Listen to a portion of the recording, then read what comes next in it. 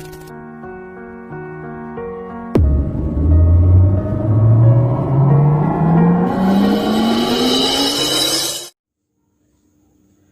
Morning students. आज हम आपके लिए एक नए टॉपिक के साथ फिर मिलते हैं और ये टॉपिक है हमारा नरेशन। नरेशन, इसी को हम दूसरे नाम से भी पुकारते हैं रिपोर्टेड स्पीच। रिपोर्टेड स्पीच ये भी एक थर्ड नेम से जाना जाता है डायरेक्ट एंड इनडायरेक्ट स्पीच।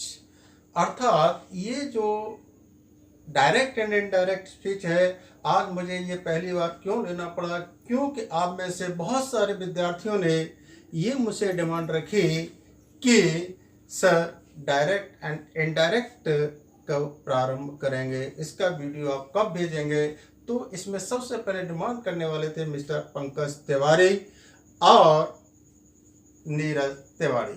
साथ ही प्रीतम जी सर ने भी यही बात की कि सर किस तरह से हम डायरेक्ट इनडायरेक्ट को सॉल्व करें, तो हमें वो भी चीज़ समझा दें। तो हमने कहा ठीक, अब की बार हम यही वीडियो लेकर आपके सामने प्रस्तुत हो रहे हैं कि किसी भी तरीके से ये आपके समझ में आए, आपके जीवन में बेहतर बने।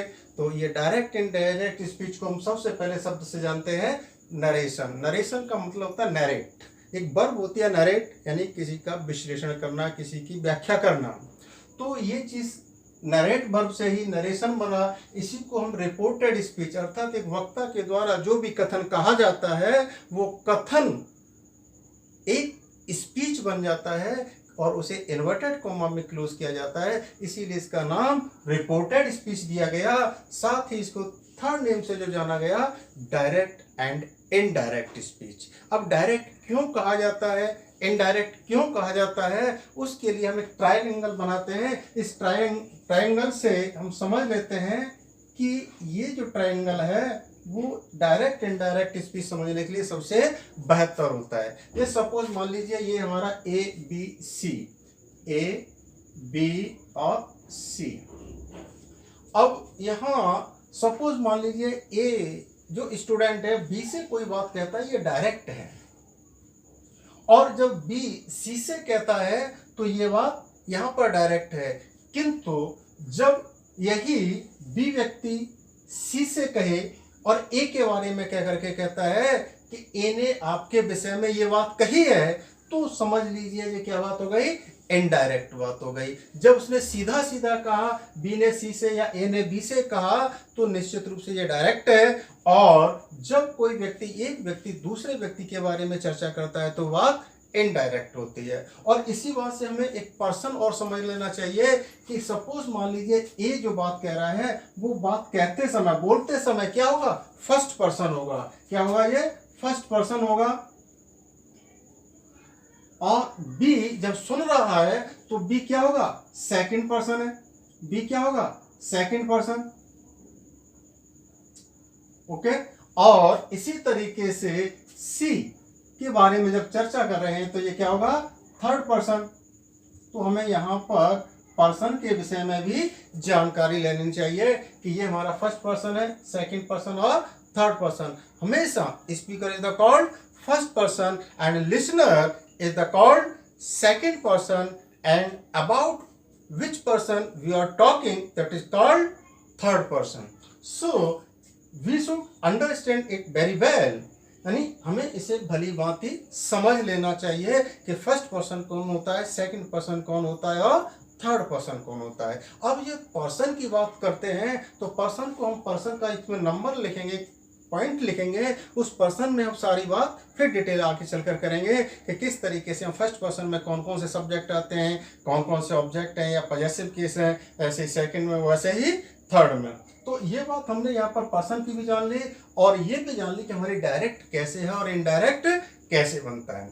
अब जो डायरेक्ट स्पीच यानी मैं वक्ता हूँ और वक्ता सामने वाला श्रोता है, सुनने वाला है, लिसनर है, तो मैं जो बात कर रहा हूँ वो श्रोता सुन रहा होता है और सुनने वाली बात जो भी है वो हमारी क्या है कि सुनी गई जो बात होती है वो रिपोर्टेड स्पीच है। जैसे मैंने यहाँ पर एक एग्जाम्पल को लिखा हुआ है, क्या, Ram said to me, Ram ने मुझसे कहा, तो it is called reported speech, sorry reporting verb.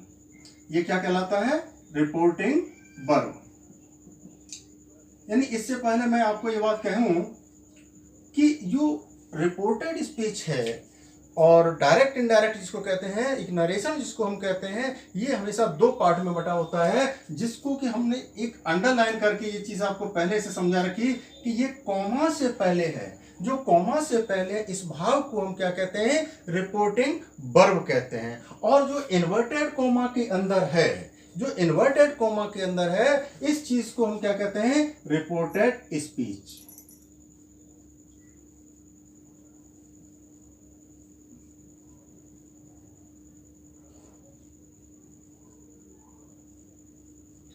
Reported speech. इस तरीके से हमने जान लिया कि एक डायरेक्ट से इनडायरेक्ट बनाने के लिए सबसे पहली जो समझने की चीज है वो चीज होती है कि हम उस डायरेक्ट स्पीच को समझ लें कि ये है क्या।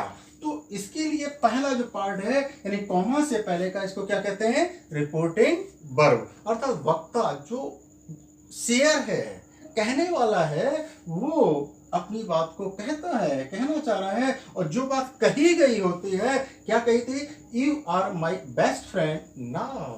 अब आप मेरे अच्छे दोस्त हो। तो यहां पर क्या है? You are my best friend, ये रिपोर्टेड स्पीच है। अब रिपोर्टेड स्पीच है और ये रिपोर्टिंग वर्ब है। अब एक चीज क्वेश्चन में जो मैं आपको एक बहुत ही बारीकी की बात करूं, वो बड़ा आपको मतलब अटपटा लगे, अड़ंगा सा महसूस होगा, क्योंकि आपने बहुत पहले से सीख रखा है कि ये रिपोर्टिंग वर्ब है। अब मैं यहाँ पर एक बात क्लियर कर दूं कि अगर मैं यहाँ रिपोर्टिंग वर्ब के स्थान पर आपको स्पीच कहूं तो क्या कुछ गलत होगा?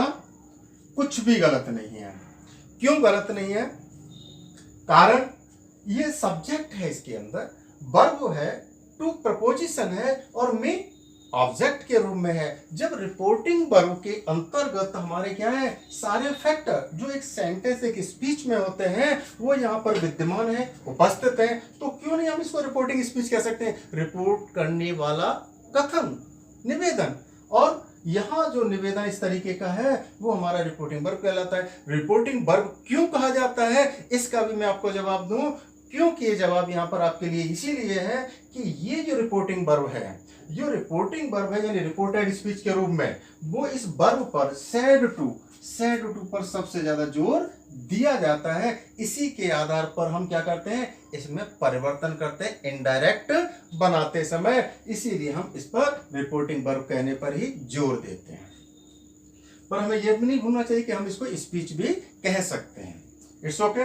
अब बात करते हैं रिपोर्टेड स्पीच। रिपोर्टेड स्पीच में मैंने समझ लिया you are my best friend now, जो हमारी कथन है, जो इन्वर्टेड कॉमा में क्लोज किया गया है, ये रिपोर्टेड स्पीच कहलाया। अब बात करते हैं हम कि एक डायरेक्ट से इनडायरेक्ट कैसे बनाएं।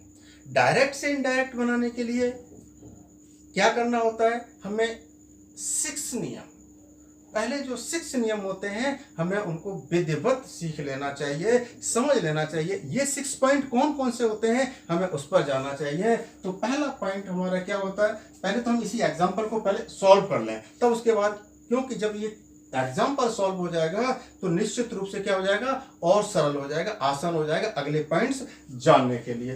तो एक जो हमने 6 पॉइंट बताए थे, वो 6 पॉइंट कौन कौन से होते हैं इसी एग्जांपल में देख लेते हैं। सबसे पहले तो पहला परिवर्तन क्या करते हैं? सेड टू, जो रिपोर्टिंग वर्ब है उसमें नंबर 1 ये पॉइंट डाल दिया। नंबर 1 ये पॉइंट डाला, आपने ये निश्चित कर लिया, अपने दिमाग में सेट कर लीजिए कि सबसे पहला परिवर्तन कहाँ करते हैं? सेड टू, या से हो सकता है, सेज हो सकता है, सेड टू हो सकता है, खाली सेड हो सकता है, कुछ भी हो सकता है। तो ये पहला पॉइंट अपने दिमाग में रखना चाहिए कि हमारा ये सेड टू है। दूसरी बात, कॉमा एवं इन्वर्टेड कॉमा, यानी कॉमा तथा इन्वर्टेड कॉमा को हटाकर हम क्या करते हैं? किसी न किसी एक कंजंक्शन का प्रयोग करते हैं। निश्चित रूप से कोई ना कोई कंजंक्शन काम आएगा, तो उस कंजंक्शन के लिए हम नंबर 2 पॉइंट देते हैं। थर्ड नंबर पर क्या है? वाई, केवल वाई। यो यू शब्द है, यू शब्द का जो पहला अक्षर होता है, पहला अक्षर वाई है, और वाई जो हमारा पहला अक्षर है वो क्या है? कैपिटल में है। इस कैपिटल लेटर को स्मॉल लेटर में लिखना होता है। तो नंबर 3 हमारा ये हो गया कि हम इस वाई को कैपिटल लेटर में है उसे स्मॉल लेटर में लाएं, छोड़कर या एक्सेप्शन है क्या है कि अगर यहाँ पर ये यू शब्द के स्थान पर आई प्रोनाउन आ जाए, आई प्रोनाउन, क्योंकि आई हमेशा ऑलवेज कैपिटल में लिखा जाता है, कभी भी स्मॉल में नहीं लिखा जाता। दूसरी बात, यहाँ कोई प्रॉपर नाउन, किसी का नाम है तो भी वो नाम क्या होगा, हमेशा कैपिटल लेटर में लिखा जाएगा, अन्यथा इस कैपिटल लेटर को स्मॉल लेटर में चेंज करते हैं। तो हमने 3 परिवर्तन जाना।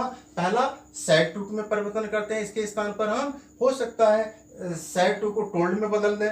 दूसरी बात क्या है, से आए तो टेल में बदले, से आए तो टेल्स में बदले। तो इस तरीके से चेंजिंग करने का नियम है। कॉमा, इन्वर्टेड कॉमा को हटा करके हम दैट कंजंक्शन का प्रयोग करते हैं, या कोई दूसरा रिपोर्टेड स्पीच का सेंटेंस है या असर्टिव सेंटेंस नहीं है, इंटेरोगेटिव है तो इफ या वेदर का प्रयोग हो सकता है, WH वर्ड का प्रयोग हो सकता है, इंपेरेटिव है तो टू का प्रयोग होगा, लेटस वाला वाक्य है तो दैट का प्रयोग होगा। ये कंजंक्शन में है और यू कैपिटल में है। हर वर्ड पहला इन्वर्टेड कॉमा का जो भी कथन होगा उसके पहले शब्द का पहला अक्षर हमेशा कैपिटल में होता है, उसे हमें चेंज करना होता है स्मॉल लेटर में छोड़कर। किसको? पहली बात आई जो हमेशा कैपिटल लेटर में लिखी जाती है, आई जो प्रोनाउन है वो हमेशा ही कैपिटल में दी जाती है। इसको छोड़कर दूसरी बात क्या बताई थी, प्रॉपर नाउन, किसी का नाम। अगर किसी का नाम है वो भी कैपिटल में रहेगा, उसे स्मॉल में नहीं कर सकते हैं। अब नंबर 4 चेंज करते हैं। नंबर 4 परिवर्तन हमारा आता है वर्ब पर। वर्ब पर मीन्स वर्ब को चेंज करना है। टेंस परिवर्तन का नियम है, यानी ये आर जो कह रहा है टेंस की बात कर रहा है कि हमें सबसे पहले टेंस को भी समझ लेना चाहिए। नंबर 1 ने किसको बताया, सेट टू को चेंज करना, और नंबर 2 कॉमा, इन्वर्टेड कॉमा को हटाया, कंजंक्शन। नंबर 3 पर यू, और नंबर 4 पर टेंस परिवर्तन। टेंस परिवर्तन के बाद फिर हम बात करते हैं 5 नंबर। तो यहां पर 1 मिनट, सॉरी, कि यहां एक चीज और पीछे छूट गई थी, वो ये थी नंबर 3 के साथ साथ ही नंबर 4 में, नंबर 4 यू पूरा वर्ड, ये वर्ड 4 नंबर पर लिया मैंने। 4 क्यों लिया, क्योंकि ये यू अपने आप में है। मैं तो यही तक बात कह के छोड़ गया कि कैपिटल तक की, एकदम ध्यान आया जब हम माई पर आगे बढ़ रहे थे तो मैं यू भी तो प्रोनाउन है। तो नंबर 4 हमारा चेंजिंग में यू अपने आप में है, जो प्रोनाउन चेंज के नियम को सीखने के लिए हमें प्रेरित करता है कि हमें प्रोनाउन संबंधी नियम को भी सीखना होगा आगे चल करके। और नंबर 5 जो हम बात कर रहे थे, नंबर 5 पर आता है हमारा टेंस संबंधी परिवर्तन। टेंस संबंधी परिवर्तन है तो अब बात करेंगे क्या, माई। अब माई पर नंबर हम डालेंगे कितना, 6। अरे भाई 6 नहीं, नंबर 4। अब आप में से कहने लगे क्या कि सर 5 के बाद 4 उल्टे आ गए। अरे बिल्कुल आ गए। क्यों आ गए, क्यों भाई यू और माई दोनों प्रोनाउन ही तो है, एक ही परिवार की संतान है, एक परिवार की संतान है, यू भी प्रोनाउन और माई भी प्रोनाउन है, तो इसका नंबर क्यों लगते हैं। घर में कहीं कार्ड आता है, इनविटेशन आता है तो फादर के नाम से आता है, न कि बच्चों के नाम से। तो यहाँ पर जो नियम है वो तो प्रोनाउन का है ना, तो हमें यू और माई प्रोनाउन है, इसीलिए इसका एक ही नंबर देंगे, एक ही इनविटेशन कार्ड मिलेगा इसको।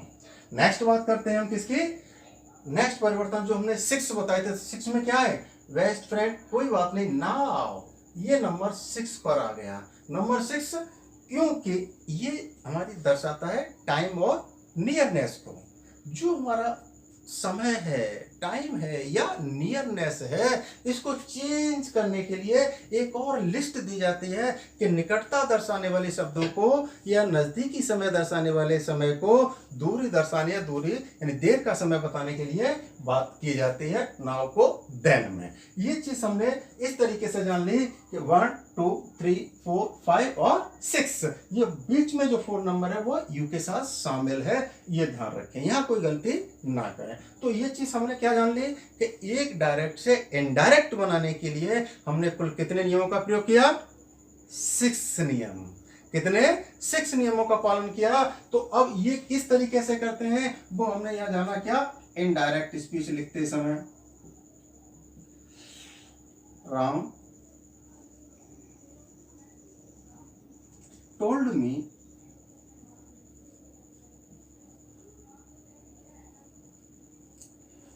अब सेड टू को टोल्ड में बदल दिया, अब बदल दिया तो मी का मी आ गया, अब आया you, sorry comma inverted comma को, तो इसको हटा के हमने क्या किया, दैट कंजंक्शन का प्रयोग किया। अब दैट के बाद हमने क्या किया, यू हमारा जो प्रोनाउन है, यू प्रोनाउन का पहला शब्द जो यू मैंने बताया था वाई, ये कैपिटल में इसको स्मॉल लेटर में बदलेंगे। किस तरीके से, क्योंकि यू चेंज हो according to, you second person change होता है अकॉर्डिंग टू, नहीं मालूम, कहेंगे कि सर आपने नहीं बताया, अरे बताऊंगा, आगे चल के बताऊंगा। अर्थात मैं अभी बात अपनी तरफ से कर दूं, यू जो सेकंड पर्सन है वो ऑब्जेक्ट के अनुसार बदला जाता है, और ऑब्जेक्ट हमारा क्या है, मी। तो मी का सब्जेक्टिव केस क्या होगा, आई, और आई कैपिटल में, जैसा कि मैंने अभी कहा था कि आई को कभी भी स्मॉल लेटर नहीं लिखते। अब आई, अब टेंस चेंज हुआ, क्योंकि ये आर प्रेजेंट शो कर रहा है और ये हमारी वर्ब टोल्ड पास्ट की है, तो ये आर किस में बदल जाएगी, पास्ट टेंस में, पास्ट टेंस में बदलेगी। तो क्या होगा, आई के साथ वॉज, आई वॉज माई। फिर प्रोनाउन आ गया, ये भी फर्स्ट पर्सन का है, और ये प्रोनाउन फर्स्ट पर्सन, अभी यू कैसा था, सेकंड पर्सन का था, तो ऑब्जेक्ट के अनुसार, और माई फर्स्ट पर्सन प्रोनाउन है, तो फर्स्ट पर्सन प्रोनाउन किसके अनुसार, सब्जेक्ट के अनुसार। सब्जेक्ट क्या है, राम, राम का सब्जेक्टिव केस क्या होगा थर्ड पर्सन में, ही, और ही का पजेसिव केस क्या होगा, जैसे आई का माई होता है वैसे ही का पजेसिव केस क्या होगा, his, I was his best friend.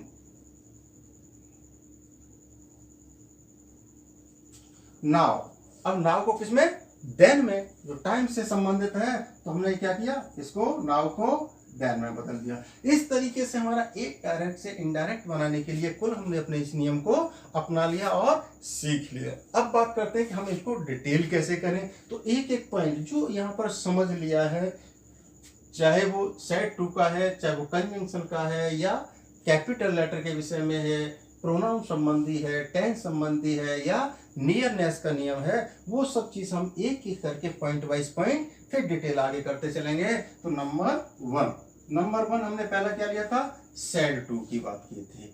तो अब हम यहाँ पर क्या करेंगे, लिखेंगे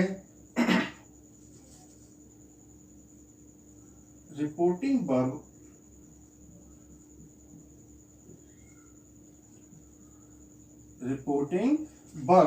से, says and said to orderly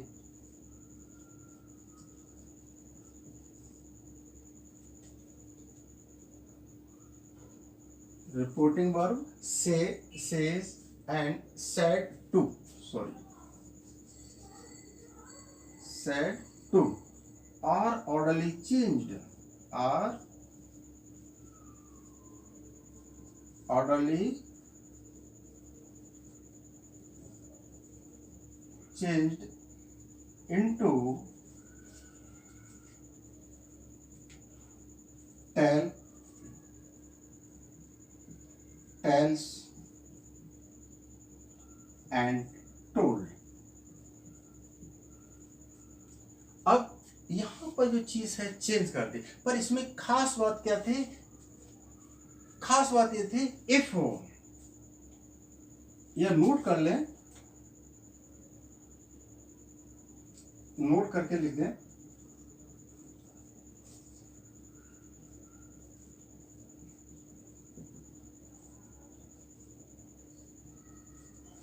if reporting verb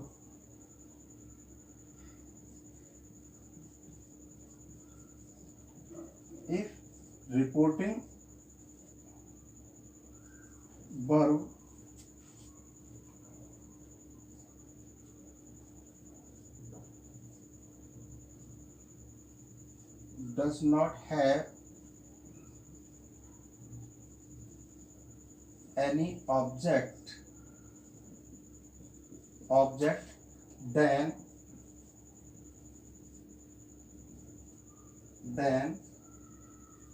we don't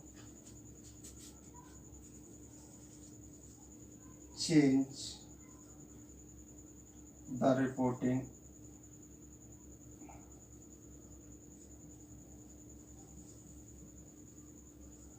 verb. यहाँ कहने का अभिप्राय जो मैंने कहा भी कि if reporting verb does not have any object, अगर रिपोर्टिंग वर्ब क्या थी, सेड टू के बाद अगर मी नहीं है तो ये चेंज नहीं होगा।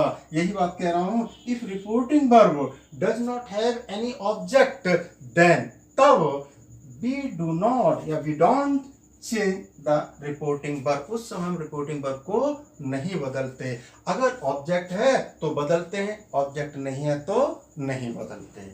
क्लियर। अब बात करते हैं नंबर 2। नंबर 2 पर क्या है,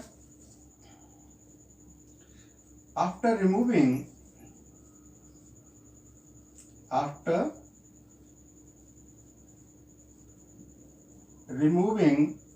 comma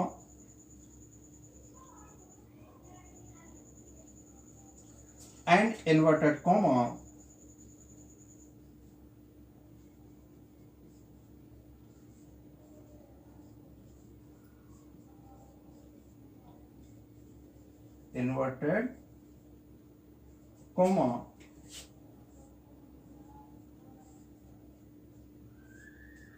after removing comma and inverted comma we use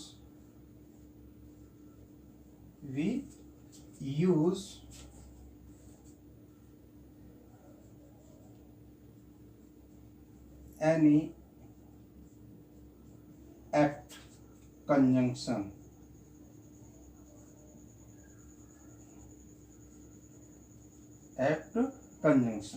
यानी after removing comma and inverted comma तथा इन्वर्टेड कॉमा को हटाकर हम किसी उचित वी यूज एनी एक्ट मतलब उचित कंजंक्शन का इस्तेमाल करते हैं। दैट आदि कंजंक्शन, इसमें दैट भी हो सकता है, जैसे एस दैट भी हो सकता है, इफ भी हो सकता है, वेदर भी हो सकता है,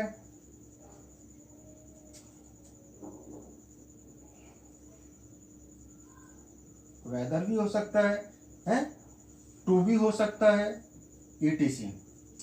नॉट टू भी हो सकता है, अगर इंपेरेटिव सेंटेंस नेगेटिव है तो नॉट टू का भी प्रयोग हो सकता है। यानी इस तरीके से हम इसको चेंज करते हैं और कंजंक्शन का प्रयोग भी करते हैं। नेक्स्ट हम बात करते थे किसकी, कि हमने जो थर्ड पॉइंट लिया था किसका, कैपिटल लेटर वाला। तो कैपिटल लेटर वाले में क्या करेंगे हम,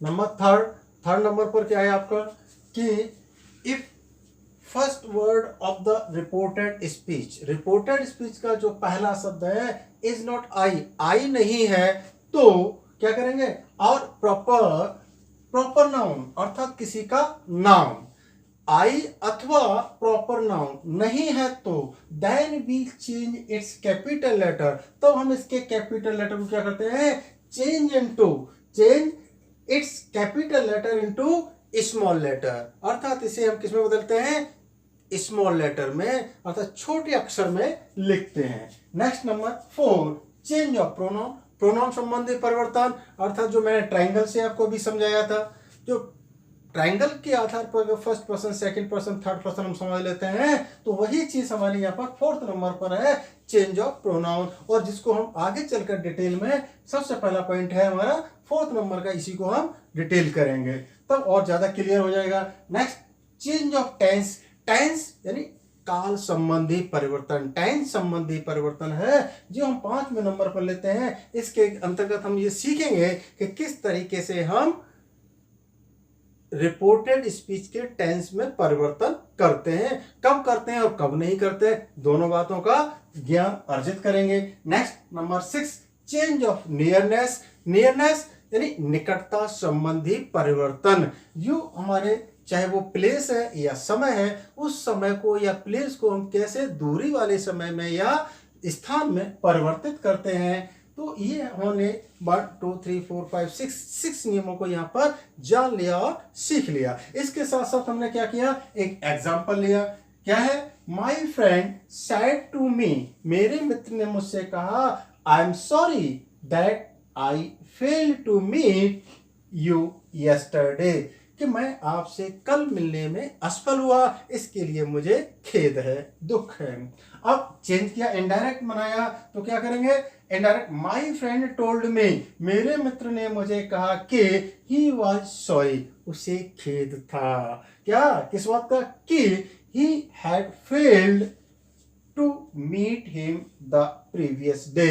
अब यहां बात देखने को ये आई, पहली बात दैट यहां पर एक अपने आप में क्लॉज के रूप में that I fail to meet, कि मैं असफल हो गया, तो इसमें कंजंक्शन के रूप में नहीं बल्कि क्लॉज के रूप में, इसमें कोई चेंजिंग नहीं। दूसरी, यहाँ फेल्ड पास्ट इंडेफिनिट था, वो हमने यहाँ चेंज किसमें किया, पास्ट परफेक्ट टेंस में चेंज किया है। ये हम टेंस नियम में आगे चल के सीखे हैं। To meet the previous day, जो यस्टरडे था उसे हमने प्रीवियस डे में बदल दिया।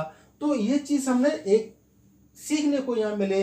अब एक चीज हम आपको नई बिल्कुल इस वीडियो में देने जा रहे हैं, वो आपके लिए एक सरप्राइज है। वो सरप्राइज क्या है, वो ये है कि मैं आपको 2 वाक्य यानी 2 डायरेक्ट स्पीच दे रहा हूं, उसके जवाब इनडायरेक्ट में आप मुझे कमेंट बॉक्स में देंगे, जिससे कि जिसका सही होगा उस विद्यार्थी के नाम को मैं अपने अगले वीडियो में प्रस्तुत करूंगा कि ये किस विद्यार्थी का सही जवाब था, सही आंसर था। तो ये 2 सेंटेंस लिखे हैं। Number 1, Govind said to Meena, comma inverted comma, you do not help me now, inverted comma close. Second sentence था, Manvi said to me, comma inverted comma, I wish you for your bright future.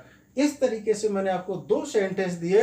अब 2 sentence जो हैं वो आपको करने हैं और comment box में आपको जवाब देना है। जब आपका जवाब आएगा, सही होगा, तो मैं आपका नाम निश्चित रूप से अपने अगले वीडियो में दूंगा। यहां पर अपने को यहां समाप्त करता हूं कुछ समय। Thank you very much.